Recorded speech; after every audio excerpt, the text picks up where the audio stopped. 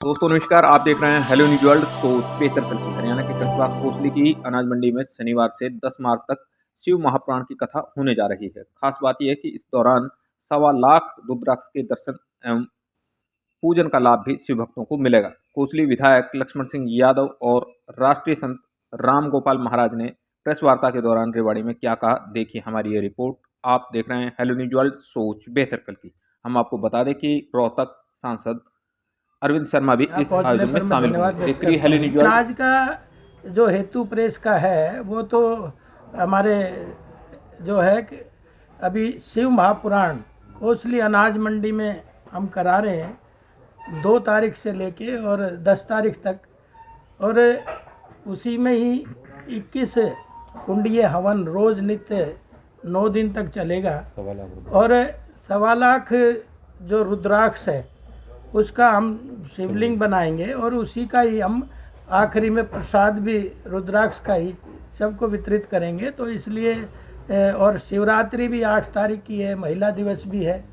तो इस अवसर पे मेरे साथ में जो हमारे कथावाचक हैं पंडित राम गोपाल जी हैं, पूरी विस्तार से तो वो चर्चा करेंगे। हमारे बीच में हमारे जिलाध्यक्ष भी हैं प्रीतम चौहान जी, हमारे महिला मोर्चा की अध्यक्ष हैं डॉक्टर कविता जी, और हमारे नवनियुक्त हमारे किसान मोर्चा के जिला के अध्यक्ष अशोक कौशलिया जी, हमारे विजेंद्र जो हमारा मीडिया देखते हैं मुदगिल जी, और हमारे जयवीर बैकवर्ड मोर्चा के जयवीर जी, और सभी मेरी सब साथियों का मैं यहाँ पहुँचने पर सम्मान भी कर रहा हूँ।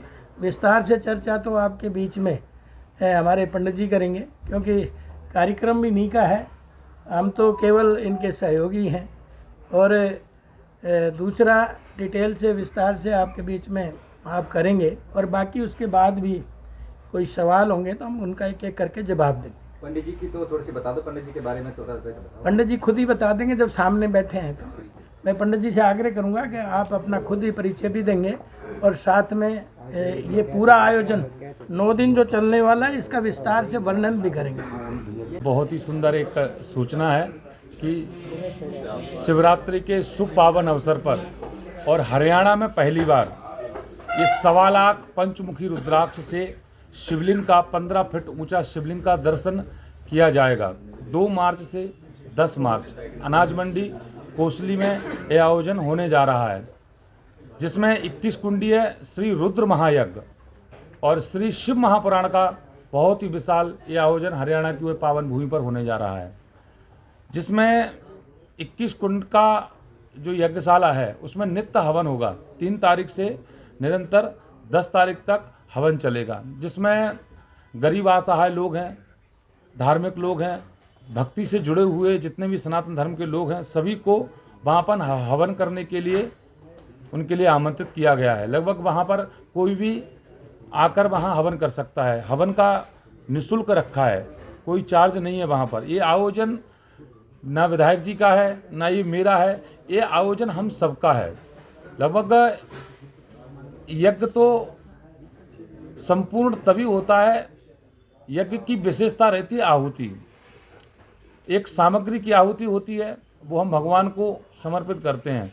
तो इसमें या अन्य कोई महायज्ञ, जहाँ भी महायज्ञ होते हैं उसमें हर भक्ति की, हर इंसान की किसी न किसी रूप में उसकी आहुति लगना बहुत आवश्यक है। मैं आप लोगों को बताऊं कि यज्ञ की परिक्रमा करने से इंसान को 4 धामों का फल प्राप्त होता है, और ये आयोजन जन कल्याण विश्व शांति के लिए हो रहा है। कोसली विधानसभा हो या फिर रेवाड़ी जिला हो, बाकी समस्त पूरे प्रदेश नहीं, बाकी पूरे विश्व की शांति के लिए यह संदेश हम लोग देना चाहते हैं कि इसमें शांति हो विश्व में। जो निर्धन है उनके यहाँ धन की भी वर्षा हो, जो गरीब असहाय लोग हैं, जो जिनके पास में रोग से ग्रसित हैं, ऐसे इंसान जो कष्टों से निकल रहे हैं, परेशान हैं, तो उन समस्याओं को दूर करने के लिए रुद्राक्ष महायज्ञ किया जा रहा है। रुद्राक्ष की महिमा तो आप लोग जानते ही हैं कि रुद्राक्ष कहाँ से प्रकट हुआ। रुद्राक्ष यानी भोले के आंसू से प्रकट हुआ। भोलेनाथ जी के जो आंखों से आंसू निकला उससे रुद्राक्ष प्रकट हुआ, और पशुपतिनाथ यानी कि नेपाल काठमांडू में रुद्राक्ष की उत्पत्ति हुई थी भोलेनाथ जी के द्वारा। 1.25 लाख रुद्राक्ष यानी कि एक रुद्राक्ष का एक शिवलिंग का रूप माना जाता है। तो 1.25 लाख रुद्राक्ष से यानी 1.25 लाख शिवलिंग का दर्शन है। वहाँ सुबह 5 बजे से लेकर के दोपहर के 1 बजे तक उसमें जल चढ़ाया जाएगा। 1 लोटा जल, सभी समस्या का हल। आप लोग तो, और आपकी तो रेवाड़ी में भी एक बहुत बड़ा आयोजन होने वाला है मार्च में। तो लगभग ये शिव की महिमा है। शिव कौन है? सत्यम शिवम सुंदरम, त्रिपुरारी हैं, ऑपरेटर हैं, संचालक हैं। इनका जन्म तो किसी के द्वारा हुआ, लेकिन ये सभी देवताओं के ऊपर हो गए, तो इसलिए ये त्रिपुरारी हैं। और महादेव उन्हीं को कहा जाता है जो अकाल मृत्यु को भी, जिसकी मृत्यु भी हो गई हो, वो अकाल काल ने भी निकाल लिया हो। कहते हैं कि जो भक्त महाकाल का है तो उसका काल भी कुछ नहीं बिगाड़ सकता। तो ये महायज्ञ है, आप लोग इसको आमंत्रित भी समझें, आप लोग आएँ और बहुत बहुत आप लोगों जोड़े का के आभार। साथ आए। हवन करने के लिए आप लोगों का कोई प्रश्न हो तो आप लोग पूछ सकते हो। देखिए, पंडित जी ने अपना विस्तार से कथा कराने का प्रयोजन बताया, और सब चीज़ें सीखने से ही सही चलती है। तो थोड़ी देर के लिए जैसे इन्होंने कहा कि भाई हम सुनते हैं तो काफ़ी हमारे शरीर पे उसका असर होता है, उसकी पॉजिटिव वाइब्रेशन काम आती है। और पॉजिटिव वाइब्रेशन जहाँ घर को भी होता है, वहाँ समाज भी शुद्ध होता है। सभी अगर लोग ये सोच लेंगे कि हुआ पड़ा है या करना ही नहीं है, या क्या है, कमियां तो आप किसी चीज़ में भी निकाल सकते हैं, भगवान में भी निकाल सकते हैं, निकालने वाला उसमें भी ढूंढ लेता है। लेकिन अगर कोई पॉजिटिव सकारात्मक समाज में काम कर रहा है तो मैं तो आपसे सबसे निवेदन करूंगा कि उसको अपना सहयोग करना चाहिए। तो आज तो केवल यही हमारा उद्देश्य था कि भाई जो हमारे अभी सनातन की बार बार चर्चाएं आ रही थी, तो सनातन भी तो छोटा हुआ, उसका भी तो कारण ढूंढ लेना चाहिए। कभी तो वो भी बदला था, जब सबसे पुरातन सनातन है तो उसका भी ढूंढ लेना चाहिए। तो मैं तो कई बार ये कहता हूँ, उनसे सवाल ज़्यादा करने चाहिए जो सनातन को डेंगू बताते हैं, उनसे सवाल बनता है आपका करने का। जो सनातन को रोग बताते हैं उनसे बात करने का बनता है। जो सनातन को समस्या बताते हैं उनसे बात करनी चाहिए। लेकिन मैं तो उनको यही कहना चाहता हूँ, सनातन को डेंगू कहने वाले सनातन को डिवाइन है, डेंगू नहीं है। सनातन को रोग कहने वाले सनातन योग है। और सनातन को लोग ये कहते हैं समस्या है। सनातन अगर किसी दुनिया को जोड़ सकता है तो उसका समाधान है सनातन। तो इसलिए अच्छी चीज़ है, उसको अपनाने में किसी का कुछ नहीं जाता, और अपनाना भी चाहिए। और जब आपको मिल रहा है, कोई करने वाले मिल रहे हैं, तो आपने तो सुनना ही तो है। आप कितना जीवन अपना उसमें सुधार सकते हैं ये आप पर निर्भर ज़्यादा करता है बजाय। लेकिन कोई करे ही ना ऐसी चीज़ें, तो वो भी मैं समझता हूँ कि जब सामाजिक लोग नहीं करेंगे, अगर राजनीतिक लोग नहीं करेंगे तो कौन करेगा? क्यों सब कुछ तो सब आप लोगों ने हम पे छोड़ दिया करने के लिए। तो ये हमारी भी जिम्मेवारी बनती है कि हम इस तरह के ज़रूर करें। तो इसमें कोई मैं नहीं समझता, और मैं तो आप सबसे आग्रह करूँगा कि इसमें सहयोग सब लोग करें। और इसमें बैठे भी, घरों में हम क्यों यज्ञ हवन कराते हैं, घरों में क्यों पूजा पद्धति करते हैं, ये तो सबको पता है क्यों करते हैं। अपना जीवन अच्छा चले, सुख शांति से चले, यही तो सब है। अगर वो सब लोग भारी संख्या में कर लेते हैं तो क्या दिक्कत है? लेकिन चुनाव से पहले इस तरह के आयोजन, थोड़ा सवाल ये भी आता है कि क्या इसके बहाने वोट पकाने के प्रयास हैं या क्या है? नहीं, देखिए, सवाल तो ये भी है। देखिए, वोट अपनी जगह है, वोट इसमें कोई इशू नहीं है। अगर हम धार्मिक बात करते हैं तो आप वोट से क्यों जोड़ना चाहते हैं? और ये वोट का नहीं, 92 में राम मंदिर टूटा था, जब से वोट चली आ रही है, बनाया तो आखिर मोदी जी नहीं। तो आप वोट में अगर अच्छे काम हम कर रहे हैं तो इसमें बुराई कहाँ नजर आ रही है? अगर दूसरे नहीं कर रहे तो हम कर रहे, दिक्कत कहाँ है? कहीं दिक्कत? तो इसलिए जो वो नहीं कर रहे हम कर रहे हैं।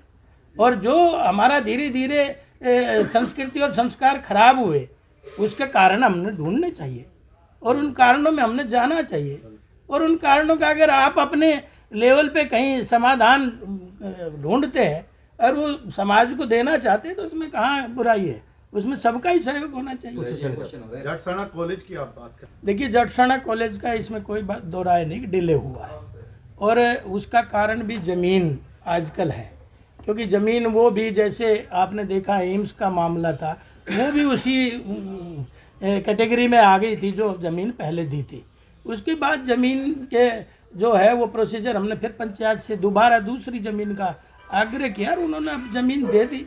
तो आज वो चलते चलते भी आपको पता है 4-4 महीने तो कहीं आपके टेंडर प्रक्रियाएं हैं, और टेंडर प्रक्रिया में भी फिर करते करते कहीं उसका फाइनेंशियल बजट भी चेंज हो जाता है, क्योंकि जिस तरह से महंगाई हर साल बढ़ती है तो उस तरह से फिर पीछे जब हमने बजट पास कराया था वो कम था, लेकिन आज वो 32 करोड़ रुपए का बजट भी पास है।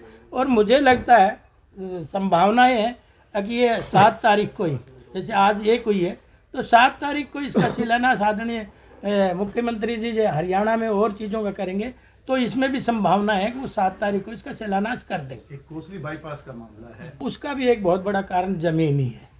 उस कारण क्या है कि 2013 के बाद भूमि अधिग्रहण कानून बदल गया। पहले लोग कहते थे कि भाई ज़मीन किसानों की ले ली जाती थी औने पौने भाव में, 4 का नोटिस दे के, 6 का नोटिस दे के, 9 का नोटिस दे के कॉलोनाइजरों को दे दी जाती थी। तो उसका इलाज यही था कि भाई ज़मींदार की, किसान की मर्जी के बिना उसकी 1 इंच भी ज़मीन सरकार नहीं ले सकती उसकी सहमति के बिना। आज मैं आपको बताना चाहता हूँ कि उसके पीछे भी यही समस्या बाईपास में हुई, वरना तो हमने उसके 67 करोड़ रुपए पास करा के रख रखे हैं। पिछले बजट में ही हमने उसको 2022-23 में उसको पास करा के रखा था। लेकिन आज खुशी की बात यह है कि आज हमारे 80% किसानों ने भूमि पोर्टल पे अपने ज़मीन का ब्यौरा डाल दिया है, वो देने के लिए तैयार हैं। अब 30% ज़मीन 25% ज़मीन बची है, अगर वो जिस दिन हो जाएगी उससे होते ही हमने पैसा सैंक्शन कर दिया, ज़मीन मिलते ही हम उसका पूरा काम कर देंगे। तो बाईपास का ध्यान है, आपने भी देखा, मैंने भी 3-4 बार विधानसभा में उठाया, तो इसलिए वो आज इस स्टेज पे पहुंची है। जहाँ 25% ज़मीन हमारी रह गई है उसके ऊपर भी हम एक्सरसाइज चल रही है, उसको भी जल्दी ही करेंगे। लेकिन उससे पहले मैं आपको बता दूं कि जो हमारे पास 5 क्रम का रास्ता है, 4 क्रम का, उस पर हम एक अल्टरनेट वो बना रहे हैं, उसका हमने मार्केटिंग बोर्ड से पास करा दिया है। वो बाईपास तो नहीं, लेकिन बाईपास की जगह अल्टरनेट का काम करेगा। का फाइनल हो गया, हमने उसको फाइनल करके भेज दिया है और जल्दी ही सुनाने वाले तो कोई और होंगे। जल्दी ही हमने जय हरियाणा 8 लोगों से हमने उस चीज को गवाया, लोकल उनसे। पहले तो उसकी लिरिक्स तैयार करी और वो सदन में हमने रख दी इस बार, और 8 लोगों से गवाया। लेकिन अभी उसमें लयबद्ध और संगीत का और वो गायकार का थोड़ा सा, क्योंकि हरियाणा प्रदेश का है, हरियाणा छोटा मोटा काम पहले ही नहीं करता। और आज तक ये मुख्यमंत्री का मैं धन्यवाद करूंगा ताकि जो आज 56-57 साल के बाद भी हरियाणा का अपना गीत नहीं बना, पहली बार बन रहा है, तो ये हमारा सबका सौभाग्य है। अगर हरियाणा की पहचान अंतर्राष्ट्रीय लेवल पे भी होगी, और जब भी हरियाणा कुछ कमाल दिखाएगा तो गीत जरूर बनेगा। तो आज हम फाइनल उसको कर ही दिया है, गीत तो फाइनल हो गया, सिलेक्शन तो हम उसको किसी प्रोफेशनल गायकार से गवाएंगे। सिलेक्शन तो हो गया ना, सारे नहीं सुलझाते विवाद को। जो भी विवाद है वो लोग आपस में बैठ के सुलझाते हैं, और विकास उस इलाके का लाभ के लिए ही किया जाता है। और सबको मैं ये समझता हूँ उसमें बैठ के सुलझा लेना चाहिए, वो कोई बहुत बड़ी मुश्किल नहीं है।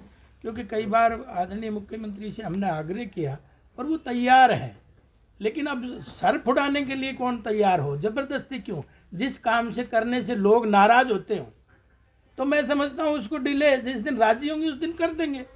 एक बात। दूसरा बात, आज हमें कोई किसी तरह का नुकसान नहीं हो रहा, क्योंकि बजट गाँवों के में ज़्यादा जा रहा है। डेवलपमेंट में कोई हमें नुकसान किसी तरह का नहीं हो रहा, डेवलपमेंट प्रॉपर चल रहा है। तो इसलिए जैसे पिछले दिनों आपने देखा बालडा का बना था नगर पालिका, तो वो सदन में उठा के और ये कहना पड़ा जी वापस ले लो, हमें नहीं चाहिए। तो कई बार परिस्थितियाँ और हालात फ़ायदा किस में हो ये भी सोचने के लिए सरकार बाध्य हो जाती है। देखिए उस पर काम शुरू है, अगर तोड़ा है तो काम शुरू है। टेंडर हमने दे दिए हैं। पिछले दिनों आदरणीय मुख्यमंत्री ने उसका पुनर्निर्माण के लिए 13.5 करोड़ रुपए का सैंक्शन करके हमने उसको तोड़वाया। तुड़वाया इसलिए तुड़वाया कि कभी भी बड़ी मिस हैपनिंग हो सकती थी। उसकी 1.5 साल में बियरिंग कैपेसिटी की रिपोर्ट आने में लग गया, लेकिन आज वो आ गई।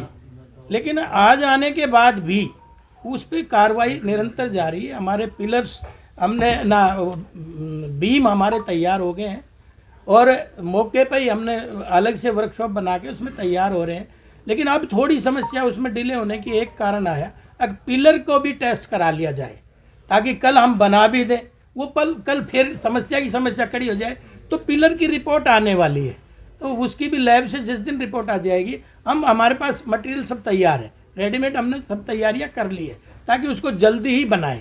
लेकिन ये तो सवाल आपका उनसे पूछना चाहिए जो 2 साल में ही पुल बना के टूट गया, माल खाए बांदरी डंडा खाए रीछ। तो हम तो मुकाबला कर रहे हैं, उन परिस्थितियों को ठीक करने में विश्वास कर रहे हैं, इसलिए उसको जल्दी बनाएंगे। और वो मेरी जल्दी ज़्यादा है क्योंकि लोगों ने मेरे में विश्वास जताया है, तो मैं उसको ज़्यादा जल्दी से जल्दी उसको करूं।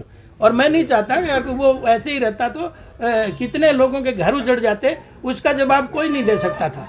डिले हो जाती है कोई चीज़ें तो उसका जवाब तो सबके पास है, लेकिन अगर किसी का घर उजड़ जाता है उसका जवाब किसी के पास नहीं है।